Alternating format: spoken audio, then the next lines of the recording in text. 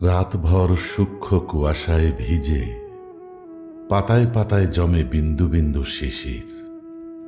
তবুও বুঝতে পারে না সে ভেজা পাতার ছত্রে ছত্রে কি ভাব খেলা করে।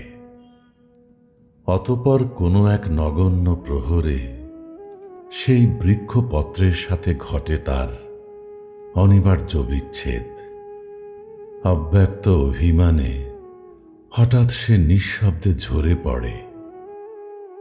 বছরের পর বছর ধরে ঘন কুয়াশার মতো আমিও লেপ্টে ছিলাম তোমার দেহ মন জুড়ে।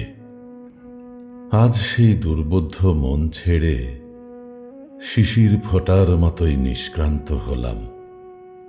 কষ্টের সেই জল ফোঁটা আর কভু না মিশুক হাজার বছর ধরে জমে থাকা দুঃখপাত্র বেদনার চলন বিলে।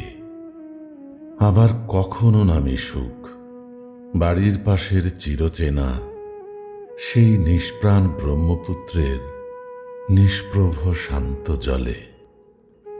হে শিশির বিন্দু, আবার তুমি বাষ্প হও, উত্তরীয় বাতাসে ভেসে যাও দক্ষিণের কোনো এক লিকলিকে খালের পাড়ে। সেখানে আছে এক অবারিত প্রেমের আশ্চর্য প্রান্তর, আছে মায়ার অনন্য আধার। ভেসে যেতে যেতে এক হতে অনেক হও, অনেক থেকে অফুরন্ত।